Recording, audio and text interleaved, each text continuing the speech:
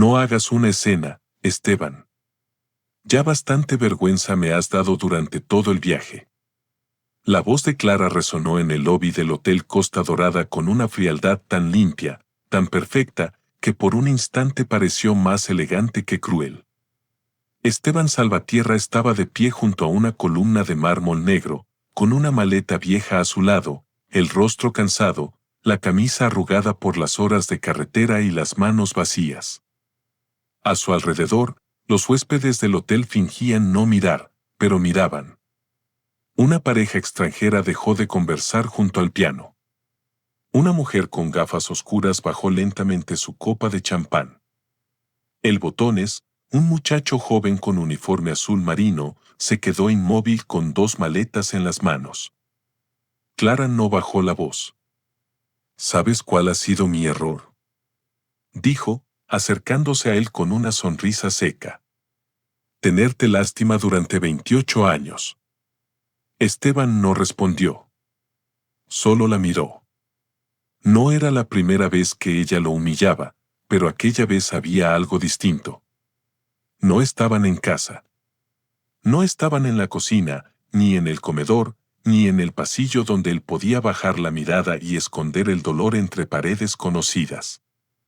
Estaban en el lobby de un hotel de 5 estrellas, frente a desconocidos, empleados, turistas, cámaras de seguridad y música suave de piano. Clara llevaba un vestido blanco de lino, joyas discretas pero caras, el cabello recogido con una elegancia estudiada. Parecía una mujer importante. Parecía una mujer segura. Parecía una mujer que había planeado cada palabra antes de decirla.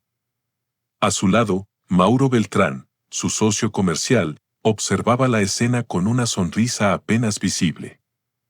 Era un hombre de 42 años, bronceado, atlético, con esa confianza excesiva de quienes creen que el mundo les debe obediencia. Llevaba las manos en los bolsillos y miraba a Esteban como se mira a un mueble viejo que alguien dejó olvidado en medio de un salón elegante. Clara, murmuró Esteban, por favor. Podemos hablar arriba. No aquí. Ella soltó una pequeña carcajada. ¿Arriba? ¿En qué habitación, Esteban?, preguntó, levantando una ceja. ¿En la habitación que pagué yo? ¿Con la tarjeta que está a mi nombre? ¿En el hotel donde te traje porque me dio pena dejarte solo en casa? Esteban sintió que algo le ardía detrás de los ojos, pero no lloró. Hacía años había aprendido a sostener las lágrimas hasta estar solo. No tienes dinero, continuó Clara.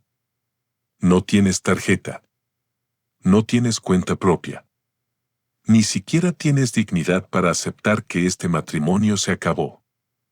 El murmullo del lobby creció apenas, como una ola pequeña chocando contra cristales invisibles.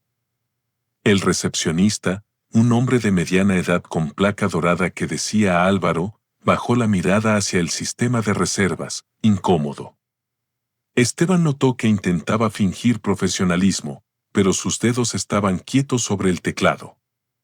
Clara abrió su bolso, sacó una carpeta delgada y se la lanzó al pecho. Los papeles cayeron al suelo. Ahí tienes, dijo. La demanda de divorcio. La copia de cancelación de tus accesos a las cuentas. Y una autorización para retirar tus cosas de la casa cuando yo decida que puedes entrar.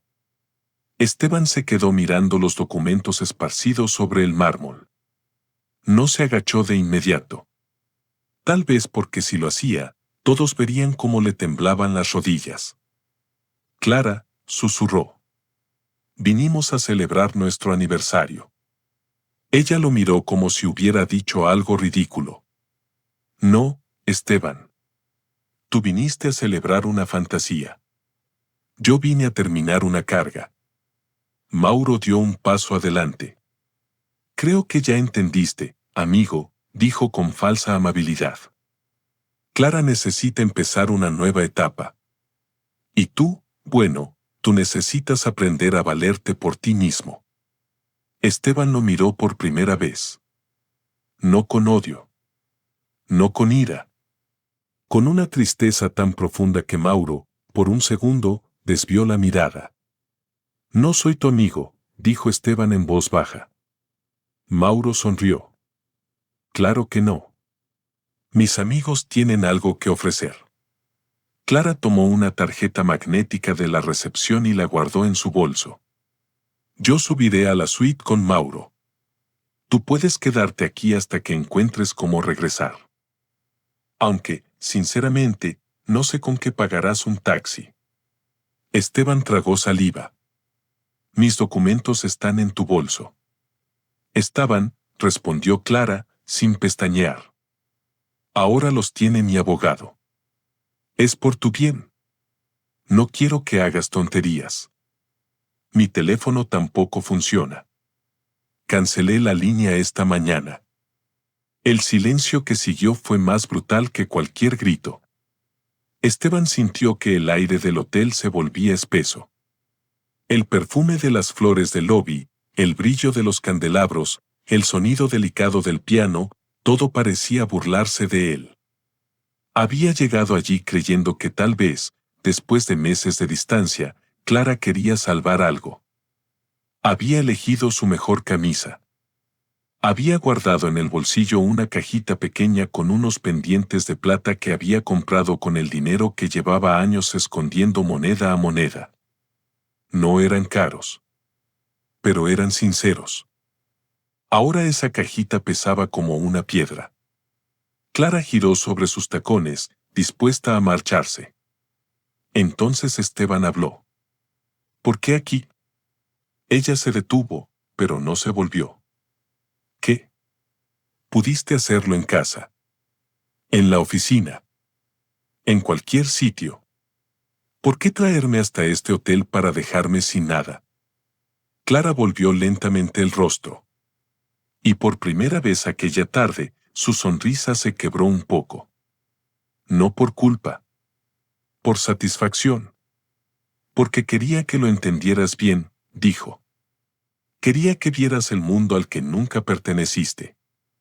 Quería que sintieras, aunque fuera una vez, lo pequeño que eres fuera de las paredes donde yo te permití existir. Esteban bajó la mirada. En ese instante, el ascensor del fondo se abrió con un sonido suave. Un hombre mayor salió acompañado por 2 empleados. Vestía un traje gris oscuro, sin ostentación, pero con una presencia que cambió la temperatura del lugar.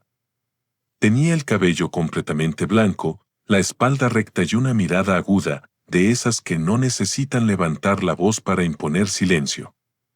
Caminó unos pasos, y se detuvo. Sus ojos se clavaron en Esteban. Durante unos segundos, nadie entendió nada. El hombre del traje gris palideció. ¿Esteban? Dijo, con una voz que parecía venir de otro tiempo. Clara frunció el ceño. Esteban levantó lentamente la cabeza. Al reconocerlo, sus labios temblaron. Samuel. El hombre dio 2 pasos hacia él, incrédulo. Dios mío. Esteban Salvatierra. Clara miró a Mauro, confundida. ¿Lo conoces? Preguntó con fastidio. Samuel Robles no respondió de inmediato. Miró los papeles en el suelo, la maleta vieja, el rostro humillado de Esteban, la postura orgullosa de Clara y la sonrisa arrogante de Mauro. Su expresión cambió. Algo duro apareció en sus ojos. Claro que lo conozco, dijo finalmente. Este hombre me salvó la vida. Clara soltó una risa breve, incómoda. Debe haber una confusión. Samuel la miró. La única confusión aquí, señora, es que usted parece creer que puede abandonar a un huésped en mi hotel como si fuera basura. El rostro de Clara perdió color. ¿Su hotel? Samuel no apartó los ojos de ella. Todo el Costa Dorada es mío. Y en ese momento, por primera vez desde que la humillación había comenzado, Clara guardó silencio. Pero para entender cómo Esteban Salvatierra llegó a estar de pie en aquel lobby, abandonado por su esposa, sin dinero, sin teléfono y con la dignidad hecha pedazos frente al dueño del hotel que alguna vez había sido su mejor amigo, hay que volver atrás. Muchos años atrás. Antes de Clara. Antes de la empresa familiar. Antes de que Esteban aprendiera a caminar despacio dentro de su propia casa para no molestar a nadie. Esteban nació en un barrio modesto de Valencia, en una calle donde las persianas se abrían temprano y los vecinos se saludaban por el nombre. Su padre, Ramón, era mecánico. Su madre, Inés, cosía ropa para tiendas pequeñas. No eran ricos, pero en aquella casa nunca faltó pan, ni café caliente, ni una mano sobre el hombro cuando la vida se volvía difícil. De joven, Esteban tenía una habilidad natural para reparar cosas. Motores, radios, puertas, lámparas. Relojes. Sus manos entendían lo que otros no podían explicar. Pero su verdadero talento no era técnico. Era humano. Escuchaba. Observaba. Sabía cuando alguien necesitaba ayuda incluso antes de pedirla. En la escuela técnica conoció a Samuel Robles. Samuel era todo lo contrario a él. Hablaba mucho, soñaba en voz alta, se reía incluso cuando no tenía motivos. Venía de una familia aún más pobre que la de Esteban y trabajaba por las noches limpiando cocinas en restaurantes para pagar sus estudios. Tenía una ambición feroz, pero también una lealtad profunda. Se volvieron inseparables. Esteban era el silencio que sostenía. Samuel era el fuego que empujaba. A los 20 años, ambos soñaban con abrir un pequeño taller mecánico. Ahorraban cada moneda.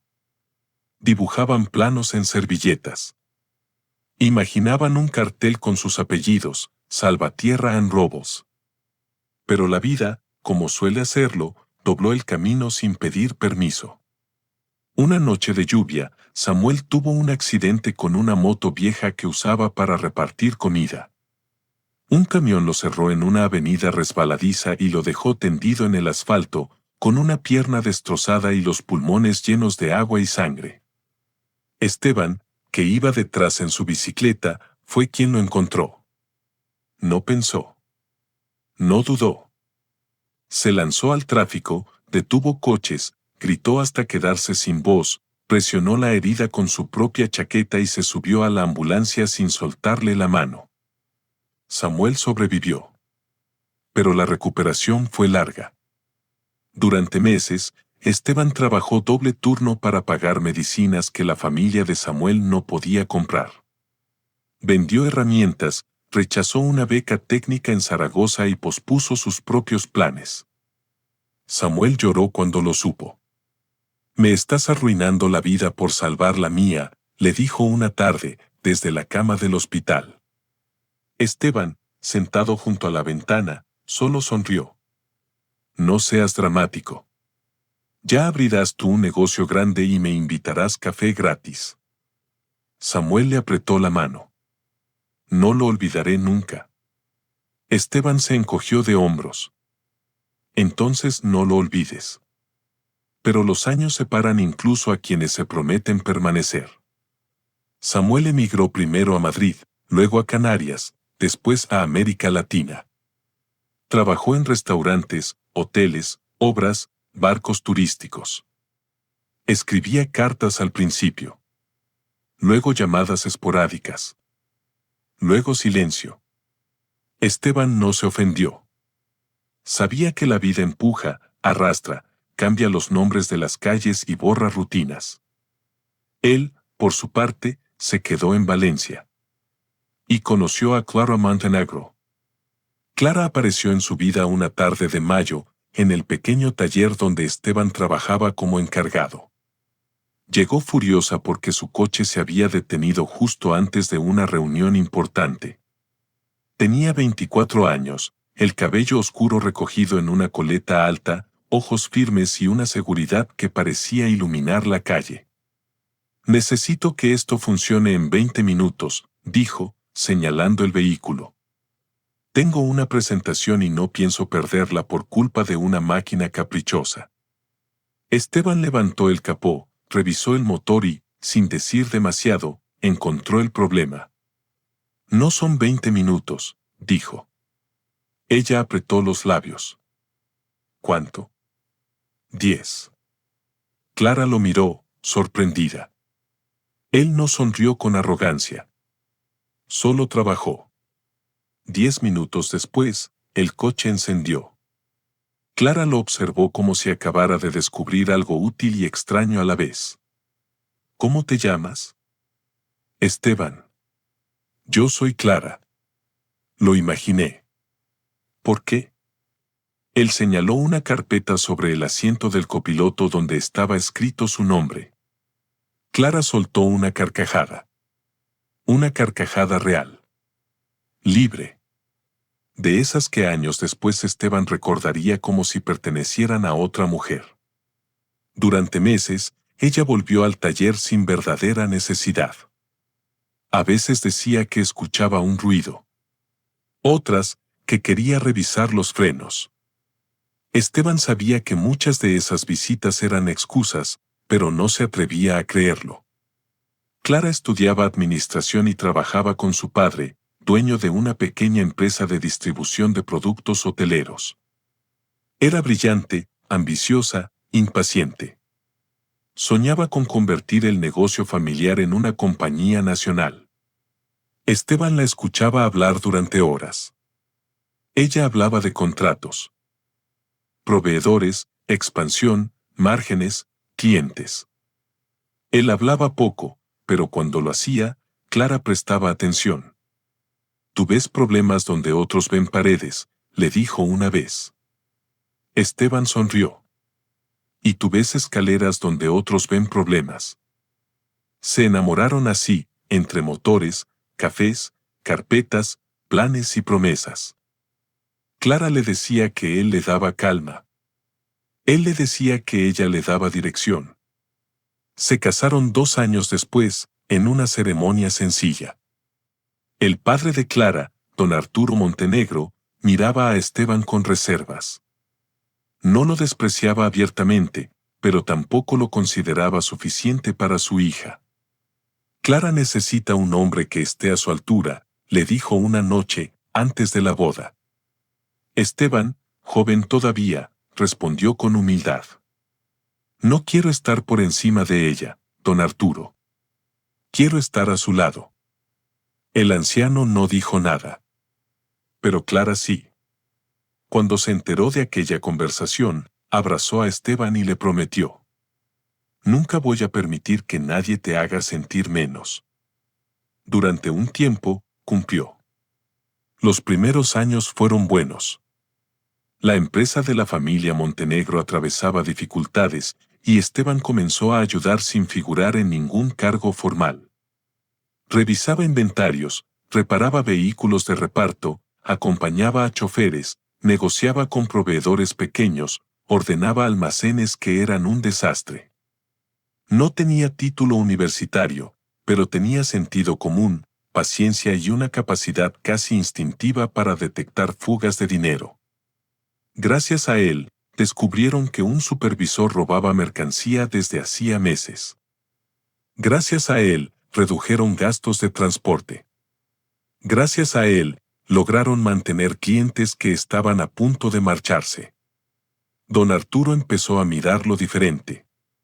Este muchacho no habla mucho, dijo una vez, pero cuando habla, conviene escucharlo. Clara se sentía orgullosa entonces.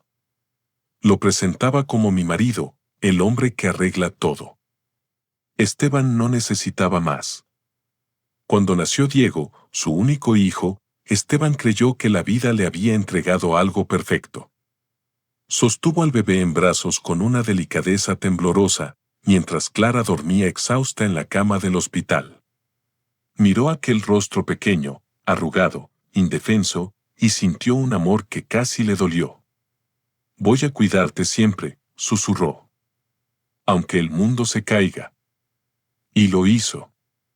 Durante años, Esteban cuidó de todo. Del niño, de la casa, de la empresa, de Clara, de don Arturo cuando enfermó. Fue chofer, padre, esposo, técnico, mediador, administrador invisible. Cuando Clara asumió la dirección tras la muerte de su padre, él la sostuvo como una columna silenciosa. Ella cambió poco a poco. No de un día para otro. Eso habría sido más fácil de ver. Primero fueron comentarios pequeños. Esteban, deja que yo hable en las reuniones. Tú eres muy directo. Después. No uses esa chaqueta, pareces empleado de almacén. Luego. No opines de contratos grandes. Esto ya no es el taller. Esteban escuchaba, asentía, se adaptaba. Pensaba que Clara estaba bajo presión. Pensaba que dirigir una empresa era difícil.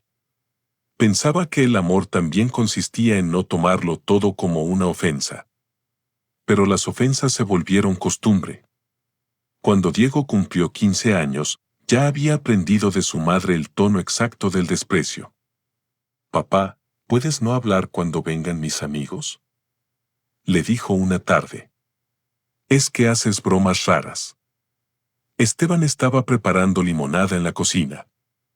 Se quedó con el cuchillo suspendido sobre una naranja. Claro, hijo. No te lo tomes mal. Es solo que mamá dice que a veces no sabes ubicarte. No te lo tomes mal. Esa frase se convirtió en una llave que abría todas las puertas del dolor. Clara la usaba a menudo. No te lo tomes mal, Esteban, pero esta camisa te hace ver viejo. No te lo tomes mal, pero Diego necesita referentes más ambiciosos. No te lo tomes mal, pero en la cena de empresarios sería mejor que no vinieras. No te lo tomes mal, pero yo he construido esta empresa prácticamente sola. Sola. Aquella palabra siempre le clavaba algo en el pecho. Porque Esteban recordaba los inviernos cargando cajas hasta la madrugada. Recordaba las llamadas con clientes furiosos. Recordaba las veces que empeñó herramientas para pagar nóminas atrasadas. Recordaba cómo vendió la camioneta de su padre para salvar una entrega que podía destruir la reputación de la empresa. Recordaba a Clara llorando de miedo en la cocina y a él diciéndole, vamos a salir de esta. Pero con los años, en la versión pública de Clara, él desapareció. En las entrevistas, ella decía, levanté esta compañía desde cero. En los brindis, decía, nadie me regaló nada. En las cenas, decía, hay personas que nacen para liderar y otras para acompañar. Y cuando decía acompañar, miraba a Esteban con una sonrisa que todos interpretaban como cariño. Solo él entendía la herida. Aún así, se quedó. Se quedó por Diego. Se quedó por la memoria de lo que Clara había sido. Se quedó porque creía que abandonar un matrimonio era rendirse demasiado pronto. Se quedó porque a los 58 años no sabía cómo empezar de nuevo. Se quedó porque durante demasiado tiempo confundió la paciencia con la obligación de dejarse destruir. La casa de los Salvatierra Montenegro era amplia, moderna, ubicada en una zona residencial de Valencia donde las fachadas blancas brillaban bajo el sol como si la tristeza no pudiera entrar. Tenía jardín, piscina pequeña, cocina luminosa y un despacho donde Clara pasaba cada vez más tiempo con la puerta cerrada. Esteban conocía cada rincón de aquella casa, pero desde hacía años se sentía invitado. No dueño. Ni siquiera esposo. Invitado. Clara decidía que se compraba, que se vendía, quién venía a cenar, que se decía, que se callaba. Diego, ya de 23 años y recién incorporado a la empresa, imitaba sus gestos. Caminaba rápido, hablaba por teléfono con frases cortas y trataba a su padre con una mezcla de impaciencia y vergüenza. Papá, por favor, no entres al área administrativa sin avisar, le dijo una mañana. Esteban llevaba una caja de facturas antiguas que había encontrado en el almacén. Solo quería dejar esto. Hay documentos importantes. Diego miró la caja como si estuviera llena de polvo inútil. Eso lo ve contabilidad. Algunas facturas no coinciden con los registros. Papá, suspiró Diego, con todo respeto, tú ya no entiendes cómo funciona la empresa. Con todo respeto. Otra frase que casi siempre anunciaba una falta de respeto. Esteban dejó la caja sobre una mesa. Entiendo más de lo que crees. Diego sonrió con cansancio. Mamá dice que estás obsesionado con sentirte necesario. Esteban no respondió. Volvió a casa caminando, aunque había llevado el coche. Necesitaba aire. Necesitaba que el mundo hiciera ruido para no escuchar la frase de su hijo repitiéndose dentro de su cabeza. Estás obsesionado con sentirte necesario. Aquella tarde encontró a Clara en la terraza, hablando por teléfono. Al verlo, cortó la llamada demasiado rápido. ¿Quién era?, preguntó Esteban. Ella guardó el móvil en el bolso. Un proveedor. ¿Mauro? Clara lo miró con una calma peligrosa. ¿Desde cuándo preguntas nombres? Desde que las llamadas de proveedores te hacen sonreír. El silencio cayó entre los dos. Clara se levantó lentamente. Ten cuidado, Esteban. ¿Con qué? Con convertirte en un hombre ridículo. Él sintió el golpe, pero esta vez no bajó la mirada. Solo hice una pregunta. No. Hiciste una insinuación. Y los hombres inseguros hacen insinuaciones cuando ya no tienen nada más que ofrecer. Esteban la observó. Durante un segundo, vio a la joven del taller. La mujer que reía porque él había leído su nombre en una carpeta. La mujer que le prometió que nadie lo haría sentir menos. Pero esa mujer se desvaneció, y frente a él quedó Clara Montenegro, directora general, esposa impaciente, madre distante, reina de una casa donde Esteban ya no tenía voz. ¿Mauro va a viajar con nosotros al aniversario?, preguntó él. Clara tardó apenas un segundo en responder. Sí. Tiene reuniones cerca del hotel. Nuestro aniversario. No seas infantil. También es un viaje de negocios. Me dijiste que querías pasar unos días conmigo. Ella sonrió sin alegría. Y lo haré, si no arruinas todo con tus inseguridades. Esteban asintió lentamente. Esa noche no cenaron juntos. Clara dijo que tenía una videollamada. Diego salió con amigos. Esteban se quedó en la cocina, frente a un plato de sopa que se enfrió sin que él lo tocara. A las 11, subió al dormitorio. Clara dormía de espaldas, o fingía dormir. Su móvil, sobre la mesita, se iluminó con un mensaje. Esteban no acostumbraba a revisar cosas ajenas. Había respetado siempre los espacios de Clara incluso cuando ella invadía los suyos. Pero aquella noche, no supo por qué, miró la pantalla. Solo alcanzó a leer una frase. Después del hotel, ya no tendrás que soportarlo. El remitente era Mauro. Esteban sintió que el corazón le daba un golpe seco. No tocó el teléfono. No despertó a Clara. No hizo una escena. Bajó al salón y se sentó en la oscuridad. Durante horas, observó la ventana. Después del hotel. Ya no tendrás que soportarlo. La frase no era solo una prueba de infidelidad. Era algo más. Había planificación. Había intención. Había una decisión tomada a sus espaldas. Al día siguiente, Esteban fue a la empresa antes de que Clara despertara. Entró al pequeño archivo del almacén, donde aún no conocían los empleados antiguos. Teresa, la encargada de recepción desde hacía 20 años, lo saludó con cariño. Don Esteban, qué temprano. Necesito revisar unas facturas viejas. Teresa lo miró con preocupación. ¿Todo bien? Esteban quiso decir que sí. Pero estaba cansado de mentir. No lo sé. Ella no preguntó más. Solo le dio la llave. En el archivo, Esteban encontró la caja que Diego había despreciado. Revisó documentos durante 2 horas. Contratos, pagos, anexos, facturas duplicadas. Había transferencias recientes a una consultora llamada MB Estrategia Comercial. MB. Mauro Beltrán. Los montos eran altos. Demasiado altos. Pero lo más extraño no eran los pagos. Era una cláusula escondida en un contrato de reestructuración. Si Clara se divorciaba antes de final de trimestre y demostraba que Esteban no tenía participación formal en la empresa, todos los activos personales vinculados a la vivienda y cuentas familiares quedarían bajo administración exclusiva de ella como titular principal. Esteban leyó 3 veces. No entendía todos los términos legales, pero entendía lo suficiente. No solo quería dejarlo. Quería borrarlo.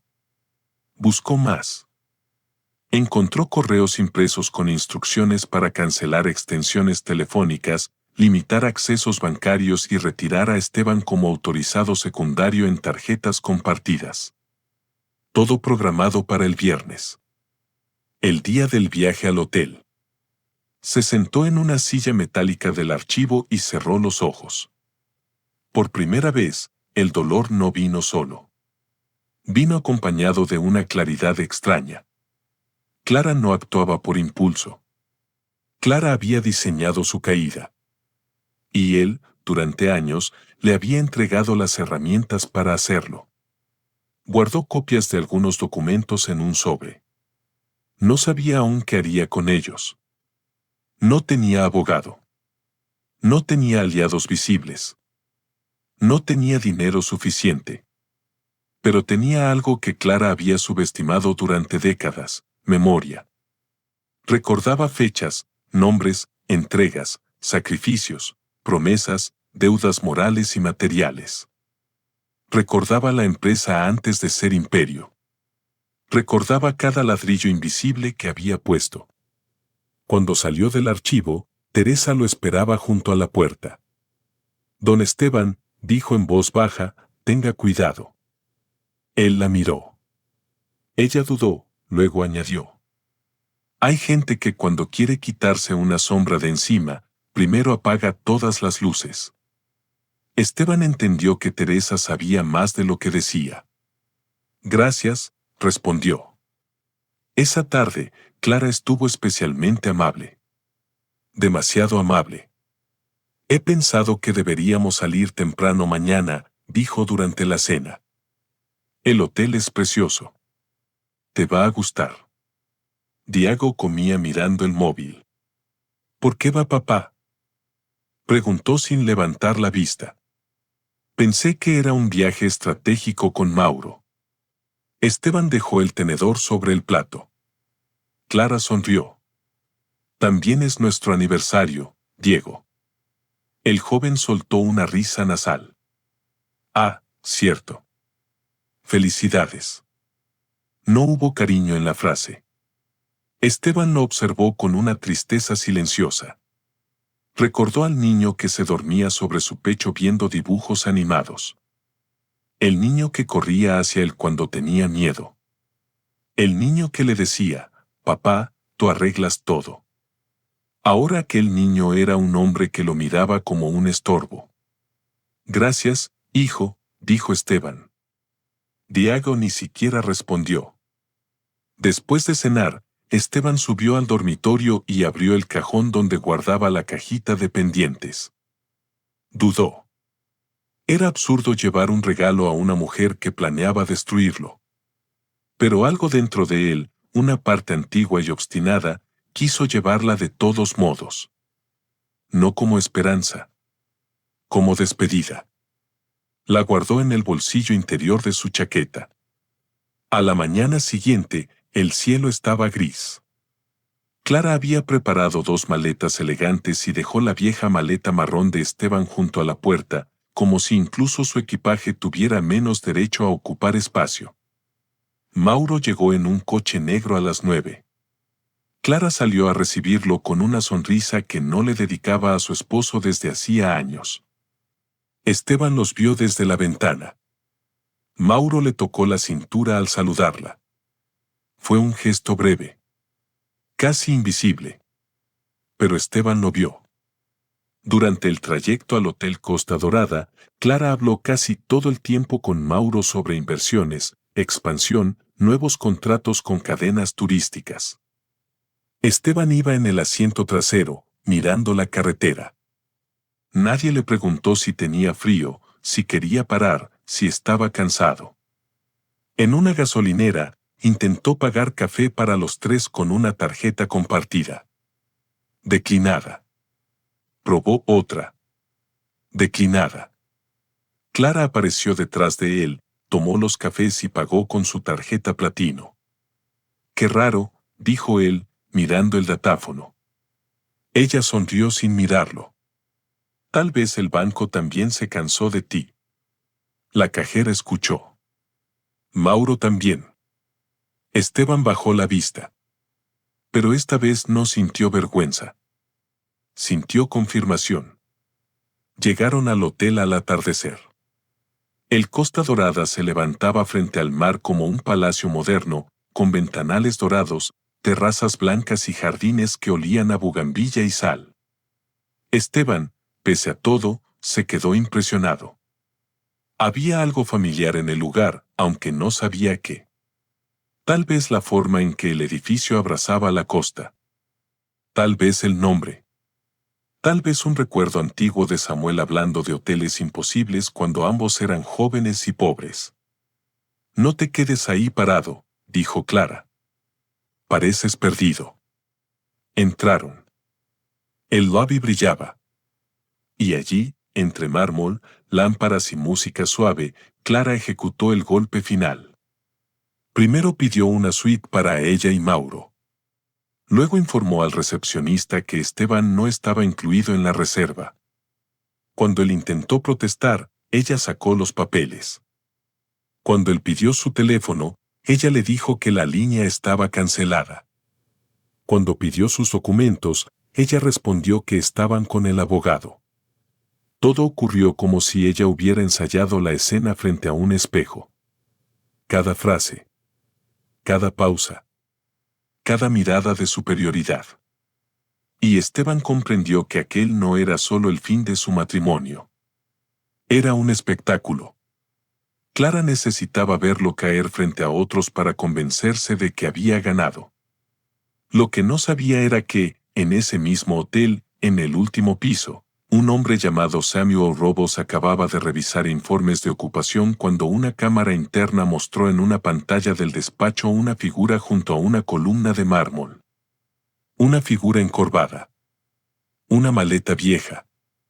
Un rostro que Samuel no había visto en más de 30 años.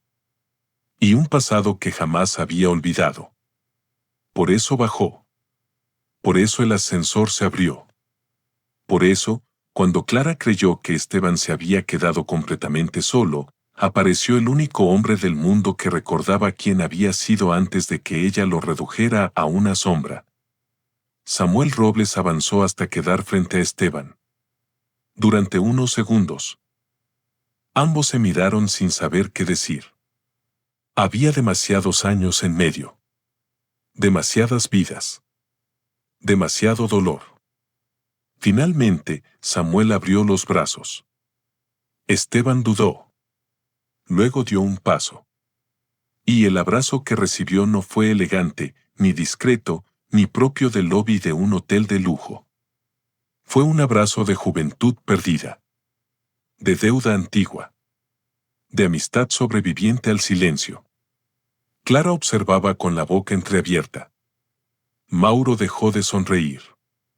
Los empleados del hotel se enderezaron, como si de pronto hubieran entendido que el hombre humillado no era un cualquiera. Samuel se separó apenas y sostuvo el rostro de Esteban entre sus manos. ¿Qué te hicieron, hermano?, preguntó en voz baja. Esteban intentó responder, pero no pudo. La palabra hermano lo rompió por dentro. No porque fuera dolorosa, sino porque hacía años nadie lo llamaba como si todavía perteneciera a algún lugar. Clara dio un paso adelante, recuperando parte de su compostura. Señor Robles, lamento esta escena. Mi esposo está pasando por un momento emocional complicado. Nosotros. Samuel levantó una mano. No gritó. No hizo falta. Usted no va a explicar nada todavía. Clara se quedó inmóvil. Samuel giró hacia el recepcionista. Álvaro. Sí, señor. Prepare la suite presidencial. Clara tragó saliva. Samuel añadió. A nombre del señor Esteban Salvatierra. El lobby entero pareció contener la respiración. Esteban levantó la cabeza, aturdido. Samuel, no hace falta. Si hace falta, respondió Samuel, sin mirarlo, con los ojos fijos en Clara. Hace 38 años, este hombre vendió sus herramientas para pagar mis medicinas. Hoy dormirá bajo mi techo como lo que es, un invitado de honor. Clara apretó los labios. Mauro intentó intervenir. Creo que esto se está malinterpretando. Nosotros tenemos una reserva. Samuel lo miró por primera vez. ¿Su nombre? Mauro Beltrán. Ah, dijo Samuel lentamente. MB Estrategia Comercial. Mauro perdió la sonrisa. Fue apenas un gesto. Un parpadeo demasiado largo. Un endurecimiento en la mandíbula. Pero Esteban lo vio. Y Samuel también. Clara miró a Mauro. ¿Qué significa eso? Samuel sonrió sin alegría. Eso, señora Montenegro, lo hablaremos después. Clara se puso rígida. No tiene derecho a hablarnos en ese tono. Samuel se acercó un paso. En mi hotel, sí. El piano dejó de sonar. Nadie supo si el músico se detuvo por casualidad o porque la tensión del lobby le paralizó las manos. Samuel volvió hacia Esteban, bajando la voz. Ven conmigo. Esteban miró los papeles en el suelo. Por costumbre, quiso agacharse. Samuel lo detuvo poniendo una mano sobre su hombro. No. Esteban lo miró, confundido. Samuel hizo una señal al botones. Recójalos usted, por favor. Con cuidado. El muchacho obedeció de inmediato. Clara parecía a punto de explotar. Esos documentos son privados. Samuel no apartó la mirada de Esteban. Entonces debió pensarlo antes de arrojarlos en medio de mi lobby. Por primera vez en muchos años, alguien decía en voz alta lo que Clara hacía. Por primera vez, alguien no le pedía a Esteban que comprendiera, que callara, que evitara el conflicto, que no exagerara. Por primera vez, la vergüenza comenzó a cambiar de dueño. Esteban caminó junto a Samuel hacia el ascensor. Cada paso le costaba. No porque no pudiera andar, sino porque estaba dejando atrás una versión de sí mismo. El hombre que habría recogido los papeles. El hombre que habría pedido perdón por incomodar. El hombre que habría rogado a Clara en voz baja para no hacerla enfadar. Al llegar al ascensor, miró una última vez hacia el lobby. Clara estaba quieta, blanca de ira. Mauro hablaba rápido por teléfono, de espaldas. Diego no estaba allí. La casa quedaba lejos. La vida anterior también. Las puertas del ascensor comenzaron a cerrarse.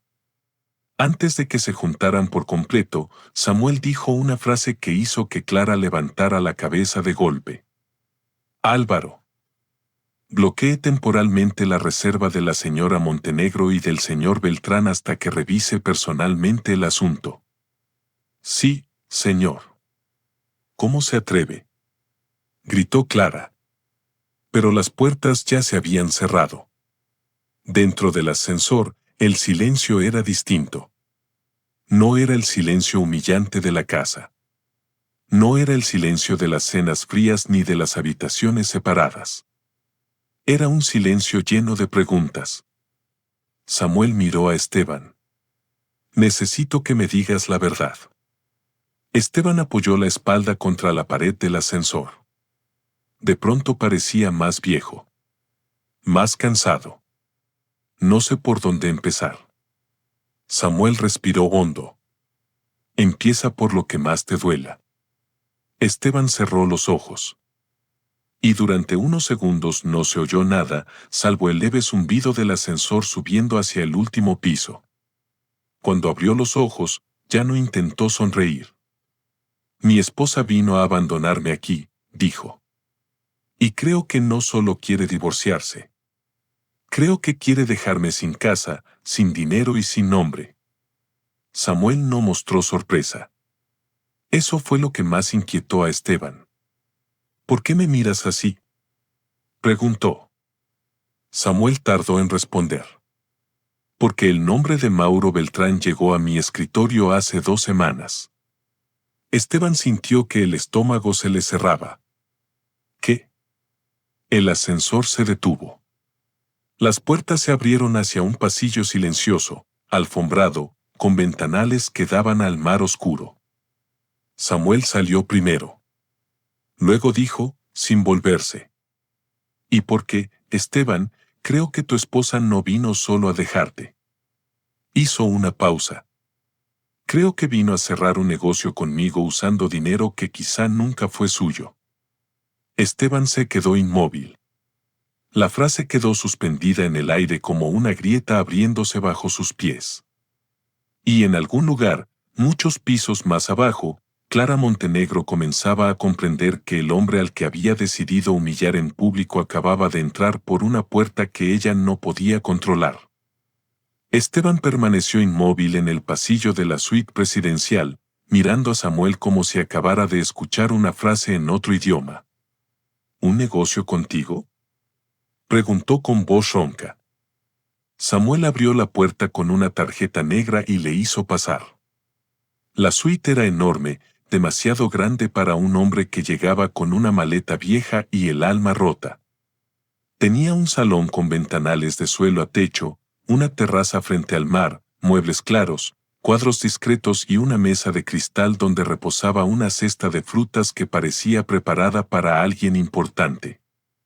Esteban no se movió del recibidor.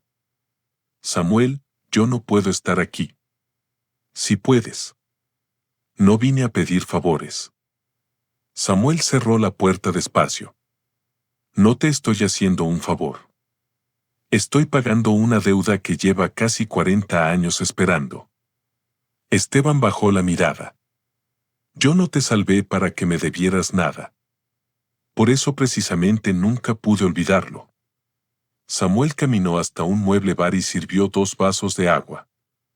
Le entregó uno a Esteban, que lo sostuvo con ambas manos, no porque tuviera sed, sino porque necesitaba aferrarse a algo.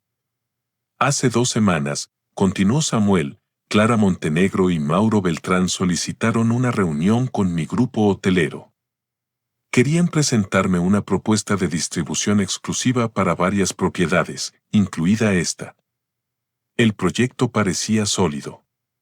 Demasiado sólido. Esteban escuchaba sin parpadear.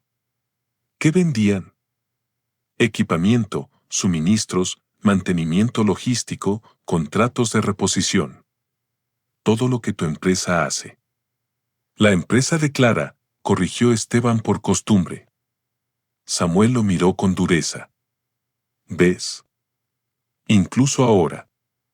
Esteban cerró los ojos. Samuel dejó el vaso sobre la mesa. Pedí informes antes de firmar. No me gustó lo que encontré. Pagos cruzados, consultorías infladas, sociedades recientes y una cuenta vinculada a Mauro Beltrán que recibió anticipos desde Montenegro Distribuciones. Pensé que era una maniobra empresarial agresiva. Pero cuando te vi en el lobby, entendí que había algo más. Esteban sacó lentamente el sobre que había guardado en su chaqueta. Encontré esto en el archivo. Samuel tomó los papeles. Los revisó y su expresión se volvió más sombría con cada página. Esteban, ¿sabes lo que es esto? Sé que Clara quiere dejarme fuera de todo. No solo eso. Si estos documentos son correctos, Clara y Mauro están desviando dinero de la empresa antes de firmar un contrato grande conmigo. Probablemente quieren presentar números falsos, cerrar la operación, cobrar un adelanto y después culparte a ti de irregularidades antiguas. Esteban sintió que el cuarto se inclinaba. ¿Culparme? Eras autorizado secundario. Fuiste quien durante años manejó almacenes, entregas, facturas viejas. Eres el blanco perfecto para alguien que quiere fabricar un culpable silencioso. El rostro de Esteban se volvió ceniza. Durante años, había creído que Clara solo lo despreciaba. Que lo veía como una carga. Que quería divorciarse porque ya no lo amaba. Pero aquello era más profundo. Más frío. Más calculado. No solo quería abandonarlo. Quería usarlo como escudo. Samuel tomó el teléfono interno. Voy a llamar a mi abogado. No, dijo Esteban de golpe.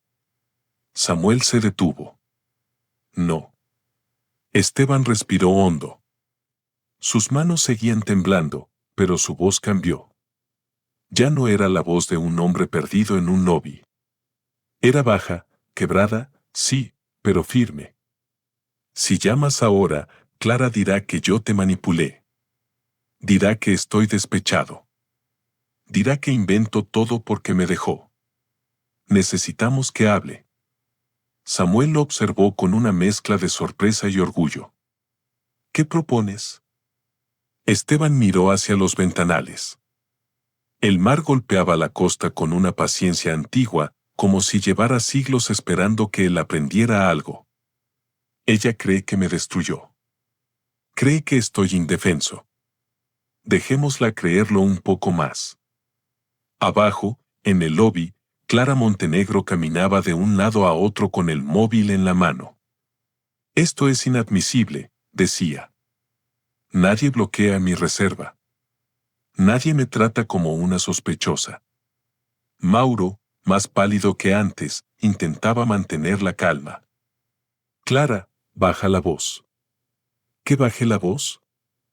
Ese viejo acaba de humillarme delante de todos por culpa de Esteban. No fue por culpa de Esteban. Clara se detuvo. ¿Qué significa eso? Mauro guardó el teléfono en el bolsillo. Significa que quizá Robles sabe algo. La mirada de Clara se afiló. ¿Qué podría saber? Mauro no respondió de inmediato, y ese silencio fue suficiente.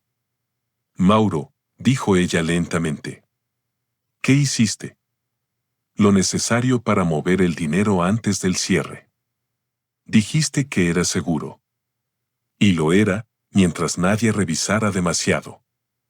Clara apretó los dientes. Me juraste que las transferencias no podían relacionarse contigo. No pueden, salvo que alguien tenga documentos internos. Ambos pensaron en Esteban al mismo tiempo. Clara soltó una carcajada amarga. ¿Esteban? Por favor. Esteban no sabe ni defenderse cuando lo insultan. Mauro la miró con impaciencia. Ese es tu problema. Lo subestimaste tanto que quizá no viste cuando empezó a mirar. Clara quiso responder, pero en ese instante Álvaro, el recepcionista, se acercó. Señora Montenegro, el señor Robles solicita su presencia en la sala privada del mezanine. Clara levantó la barbilla. Perfecto. Ya era hora. También al señor Beltrán. Mauro tragó saliva. ¿Para qué? Álvaro mantuvo una expresión impecable. Para aclarar la situación. 15 minutos después, Clara y Mauro entraron en una sala elegante con una mesa ovalada, cortinas azul oscuro y una vista parcial del mar. Samuel estaba sentado en la cabecera. A su derecha, un abogado de cabello gris abría una carpeta. A su izquierda, Esteban permanecía en silencio, con los papeles ordenados frente a él. Clara se detuvo al verlo. ¿Qué hace él aquí? Samuel señaló una silla. Sentarse sería prudente. No voy a participar en un circo montado por mi esposo despechado. Esteban levantó la vista. Todavía soy tu esposo, Clara. Ella sonrió con desprecio. Por desgracia. Pero eso se resolverá pronto. El abogado habló por primera vez. Señora Montenegro. Antes de hablar del divorcio, debemos hablar de la propuesta comercial presentada a Grupo Robles. Clara parpadeó. Eso es confidencial. Lo era, respondió Samuel, hasta que ciertos datos comenzaron a coincidir con documentos que el señor Salvatierra trajo consigo. Mauro se tensó. Clara miró a Esteban como si por primera vez notara que tenía manos, ojos, memoria. ¿Revisaste mis archivos? Esteban no alzó la voz. Revisé los archivos de una empresa que ayudé a levantar durante 28 años. ¿No tienes cargo formal? No. Me aseguraste durante años que no hacía falta. Que éramos familia. Que todo lo tuyo era nuestro. La frase quedó colgada en el aire. Clara desvió la mirada apenas un segundo. Samuel empujó una hoja hacia ella. Explique estos pagos a MB Estrategia Comercial. Servicios externos. ¿Qué servicios?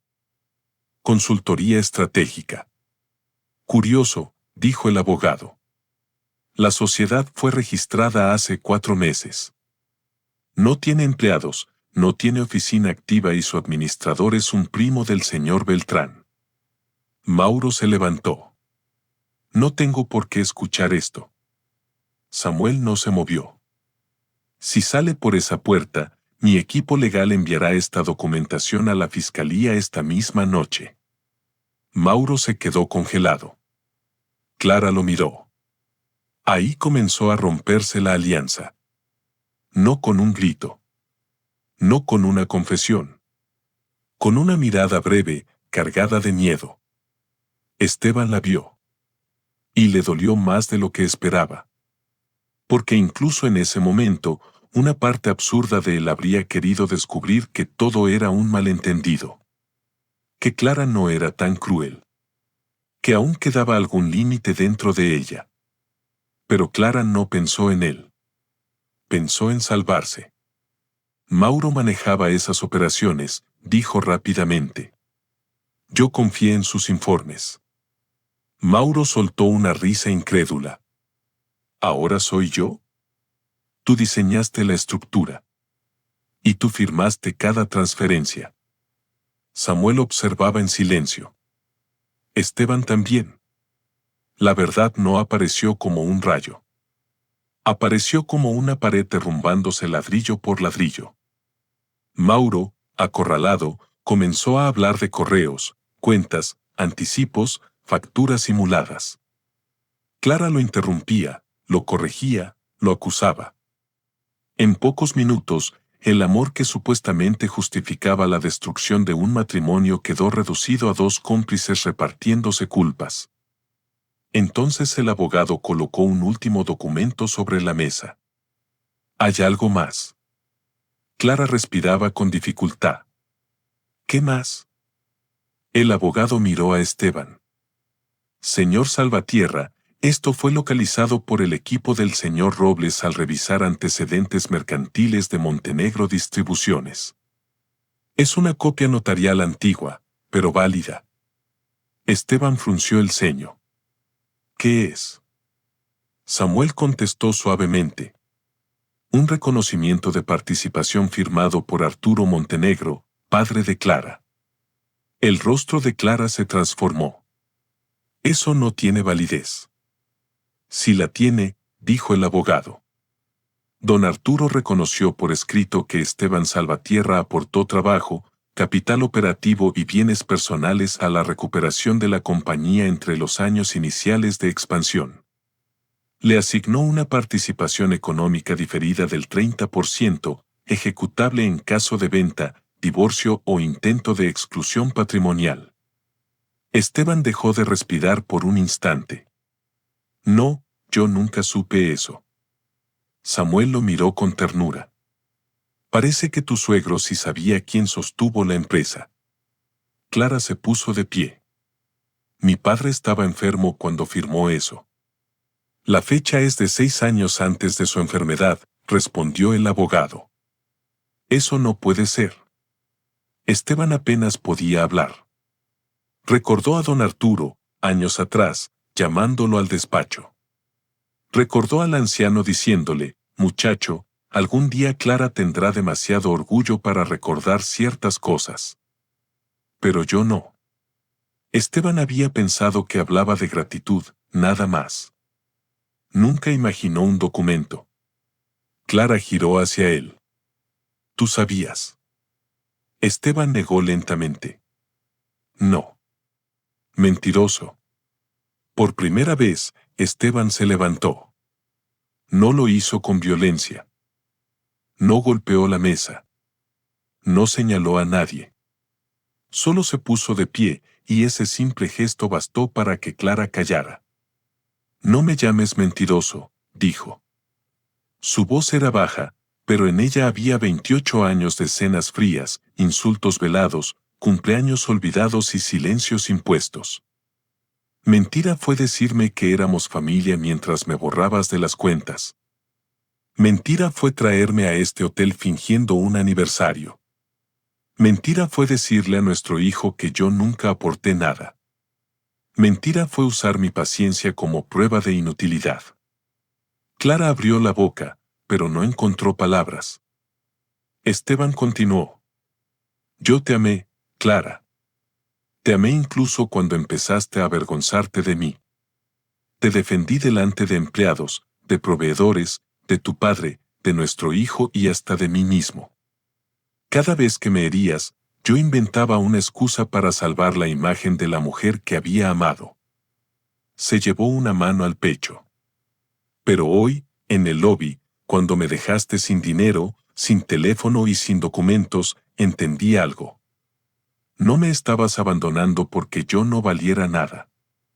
Me estabas abandonando porque necesitabas creer que yo no valía nada para no sentir culpa por lo que estabas haciendo. Clara temblaba de rabia. No te pongas moralista. Tú también disfrutaste de la vida que construí. Esteban asintió. No. Disfruté de la vida que construimos. La diferencia es que yo nunca necesité negar tu esfuerzo para reconocer el mío. La frase cayó como una sentencia. Samuel cerró la carpeta. La propuesta comercial queda cancelada. Mi grupo no hará negocios con Montenegro Distribuciones mientras estas irregularidades no se aclaren legalmente. Mauro se dejó caer en la silla. Clara miró a Samuel con desesperación contenida. No puede hacer eso. Ese contrato era fundamental. Lo sé. La empresa puede hundirse. Quizá debió pensarlo antes de saquearla. Clara giró hacia Esteban. Su voz cambió. Ya no era altiva. Era suave. Casi dulce. Una dulzura que él conocía demasiado bien, porque siempre aparecía cuando ella necesitaba algo. Esteban, escúchame. Hemos cometido errores. Los dos. Pero no tenemos que destruirlo todo. Él la miró con una tristeza infinita. Cuando dices los dos, quieres decir que yo cargue con la mitad de lo que hiciste tú. Piensa en Diego. El nombre de su hijo atravesó a Esteban. He pensado en Diego todos los días de mi vida. Entonces no hagas esto público. Por él. Esteban cerró los ojos un segundo. Cuando los abrió, había dolor, pero no duda. por él precisamente tiene que saber la verdad. No para odiarte. No para elegir bando. Sino para que no se convierta en alguien que crea que humillar a una persona buena es una forma de poder. Clara bajó la mirada. Por primera vez, no porque sintiera vergüenza, sino porque había perdido el control. La noche avanzó entre llamadas, documentos y decisiones. Samuel puso a disposición de Esteban un abogado independiente. Las pruebas fueron copiadas, certificadas y enviadas a las autoridades correspondientes. La reserva de Clara y Mauro fue cancelada. No los echaron con escándalo, Samuel no necesitaba convertir la justicia en espectáculo. Simplemente les informó que el hotel no alojaba a personas involucradas en una investigación interna por fraude comercial contra su grupo. Clara salió del Costa Dorada cerca de la medianoche. No caminaba como reina. Caminaba rápido, con el rostro duro y el bolso apretado contra el cuerpo. Mauro iba detrás, hablando por teléfono con alguien que no contestaba. En la puerta giratoria, Clara se detuvo y miró hacia arriba, hacia los pisos iluminados. Esteban no estaba en ninguna ventana. Eso la enfureció más que cualquier insulto. Había imaginado verlo mirando, sufriendo, dudando, quizás arrepentido. Pero Esteban ya no estaba pendiente de su salida. En la suite presidencial, él estaba sentado en la terraza, envuelto en una manta, con una taza de café caliente entre las manos. Samuel se sentó a su lado. Durante un largo rato, ninguno habló. El mar oscuro respiraba frente a ellos.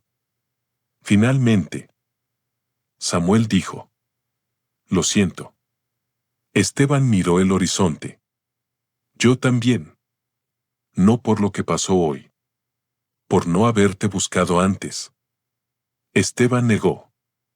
«La vida nos llevó por caminos distintos». Pude insistir. «Yo también». Samuel sonrió apenas. «Siempre tan justo». Esteban soltó una risa pequeña. Casi un suspiro. «No. Solo estoy cansado de culpar». Samuel lo observó con cuidado. «¿Qué vas a hacer ahora?». Esteban tardó en responder. Pensó en la Casa Blanca de Valencia. En el jardín. En la cocina donde había preparado miles de desayunos. En Diego. En Clara. En la empresa. En el joven que alguna vez soñó con un taller junto a Samuel. «No lo sé», admitió. «Pero por primera vez eso no me da miedo».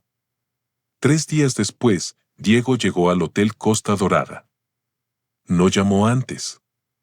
Apareció en recepción con el rostro pálido, una mochila al hombro y ojeras de quien no había dormido.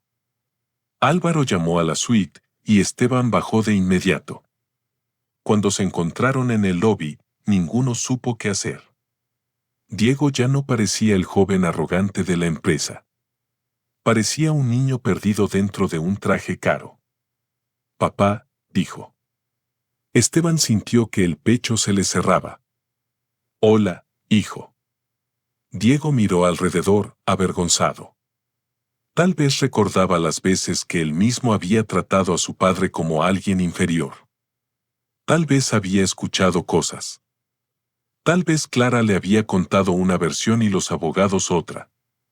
«Mamá dice que estás destruyendo la familia». Esteban recibió la frase sin sorpresa. «¿Y tú qué crees?». Diego tragó saliva.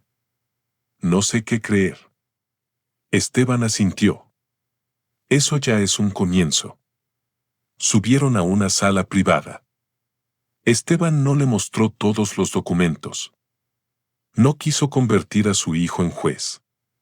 Solo le enseñó lo suficiente: las transferencias, la cancelación de tarjetas, la demanda preparada, el mensaje de Mauro, el documento de su abuelo Arturo. Diego leyó en silencio. Con cada página, su rostro cambiaba. Al terminar, dejó los papeles sobre la mesa. Yo te dije cosas horribles. Esteban no respondió. Diego se cubrió el rostro con las manos. Mamá siempre decía que tú exagerabas. Que querías sentirte importante. Que ella lo había hecho todo sola. Yo le creí. La voz se le quebró. Te creí débil. Esteban sintió que aquella palabra intentaba herirlo, pero ya no encontró dónde clavarse. Yo también llegué a creerlo. Diego levantó la mirada. Sus ojos estaban llenos de lágrimas. ¿Me odias? Esteban se estremeció. Se acercó lentamente y se sentó junto a él. No, hijo. Deberías. No. Pero eso no significa que no me hayas lastimado. Diego lloró en silencio. No como un niño caprichoso.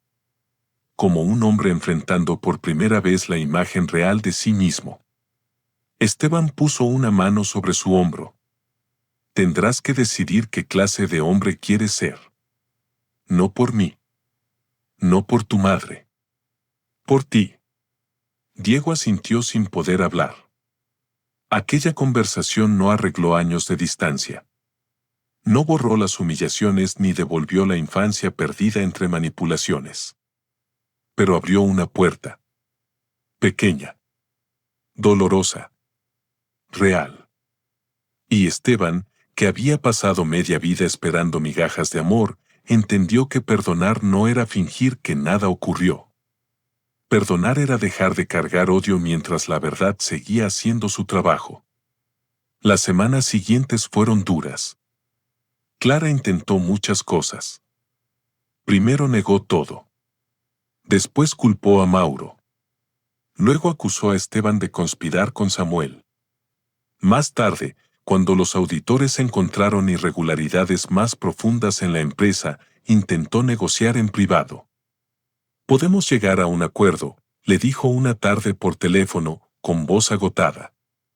Tú recibes una parte, yo conservo la dirección y evitamos escándalos. Esteban estaba en una pequeña oficina del hotel que Samuel le había prestado temporalmente. Miró el mar a través de la ventana. No quiero escándalos, Clara. Quiero verdad. La verdad arruinará a todos. No. La mentira ya lo hizo. Ella guardó silencio. ¿De verdad vas a tratarme como una enemiga después de 28 años? Esteban cerró los ojos. No eres mi enemiga.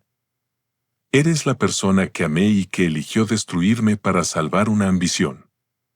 Yo estaba desesperada. Yo también. Y no te robé. No te abandoné sin documentos. No te humillé delante de extraños. Clara respiró con rabia contenida. Has cambiado. Esteban miró sus propias manos. Las mismas manos que habían reparado motores, preparado desayunos, cargado cajas y recogido pedazos de una vida rota. No, Clara. Estoy recordando quién era antes de empezar a pedir perdón por existir. Ella colgó. Meses después, el proceso judicial y mercantil avanzó. Mauro Beltrán terminó cooperando con los investigadores para reducir su responsabilidad. Entregó correos, grabaciones y documentos que demostraban que Clara había participado activamente en la estrategia para vaciar fondos y excluir a Esteban. La empresa Montenegro Distribuciones entró en intervención temporal. El documento firmado por Arturo fue reconocido como válido en la negociación patrimonial. Esteban no celebró. No sonrió cuando su abogado le dijo que tendría derecho a una compensación importante. No levantó una copa cuando Samuel le informó que varios proveedores antiguos estaban dispuestos a respaldarlos y decidía crear una nueva compañía. Solo se quedó en silencio. Porque la justicia, cuando llega después de mucho dolor, no siempre se siente como victoria. A veces se siente como una habitación vacía donde por fin deja de sonar un ruido insoportable. Un año después, el Hotel Costa Dorada inauguró un nuevo programa de formación para jóvenes sin recursos en áreas de mantenimiento, logística y gestión hotelera. El proyecto llevaba un nombre discreto: Fundación Salvatierra Robles. Samuel insistió en poner ambos apellidos. Esteban se negó al principio. No soy hombre de placas. Samuel se rió. Nunca lo fuiste. Por eso mereces una. El día de la inauguración, Esteban subió al pequeño escenario del salón principal del hotel. No llevaba traje caro. Llevaba una chaqueta azul sencilla, una camisa blanca y las manos algo nerviosas. Frente a él había empleados, estudiantes, periodistas locales, antiguos proveedores y algunos huéspedes curiosos. En la tercera fila estaba Diego. Había cambiado. No de manera milagrosa, no como en los cuentos fáciles. Pero había empezado terapia, había dejado el puesto en la empresa intervenida y trabajaba ahora desde abajo en una cooperativa logística. Quería aprender sin el apellido de su madre abriéndole puertas. Cuando Esteban lo vio, Diego inclinó la cabeza con respeto. Esteban sintió una paz pequeña, pero verdadera. Clara no asistió. Vivía en un apartamento más pequeño, enfrentando aún procesos legales y una soledad que nunca había imaginado. Algunas noches, según Diego contó una vez, preguntaba por Esteban. No con amor, quizá. Tal vez con nostalgia. Tal vez con culpa.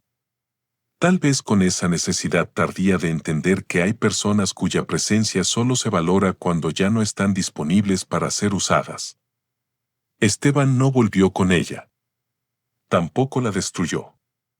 Aceptó lo que legalmente correspondía, declaró la verdad cuando fue necesario y siguió adelante. No buscó venganza. La venganza habría significado seguir atado a Clara. Y él había tardado demasiado en ser libre como para entregarle también su libertad. En el escenario, tomó el micrófono. Durante un instante, recordó aquel lobby. Los papeles en el suelo. Las miradas ajenas. La voz de Clara diciendo, quería que sintieras lo pequeño que eres. Respiró hondo. Luego habló. Durante muchos años creí que ser bueno significaba aguantarlo todo en silencio. Creí que amar era desaparecer para que otros brillaran. Creí que si uno se sacrificaba lo suficiente, algún día alguien miraría atrás y diría, gracias. Hizo una pausa. El salón estaba completamente quieto. Pero aprendí tarde algo importante. La bondad sin dignidad se convierte en una jaula. Y el amor que exige que te borres no es amor, es dominio. Diego bajó la mirada, emocionado. Samuel, al fondo, sonreía con los ojos húmedos. Esteban continuó. No estoy aquí porque alguien me rescató. Estoy aquí porque, cuando me tendieron una mano, por fin acepté que merecía levantarme. Y deseo que cada joven que pase por esta fundación aprenda un oficio, sí, pero también aprenda esto: nadie tiene derecho a convencerte de que no vales solo porque necesita sentirse superior a ti. El aplauso comenzó suave. Luego creció. Esteban no se sintió poderoso. Se sintió en paz. Después del acto, caminó hasta la terraza del hotel. El sol caía sobre el mar con tonos dorados. Samuel se acercó con 2 cafés. ¿Te acuerdas del taller?, preguntó. Esteban sonrió. Salvatierra en Robles. Nunca lo abrimos. No. Samuel miró el edificio. Quizá abrimos algo más grande. Esteban contempló el hotel, los jóvenes entrando al salón, Diego hablando con uno de los instructores, los empleados moviéndose con respeto natural, sin miedo. Quizá, dijo. En ese momento, su teléfono vibró. Era un mensaje de Diego. Papá, estoy orgulloso de ti. Perdón por haber tardado tanto en verlo. Esteban leyó la frase varias veces. No lloró de inmediato. Solo apretó el móvil contra el pecho y cerró los ojos. Durante años había esperado que Clara le devolviera su valor. Después esperó que Diego entendiera. Después esperó que la justicia llegara. Pero aquella tarde comprendió que su dignidad no había nacido cuando Samuel lo reconoció, ni cuando los documentos salieron a la luz, ni cuando Clara perdió el control. Su dignidad había estado allí todo el tiempo. Debajo del silencio. Debajo del cansancio. Debajo de cada humillación soportada. Solo estaba esperando que él dejara de abandonarse a sí mismo. Samuel levantó su taza. Por los viejos amigos.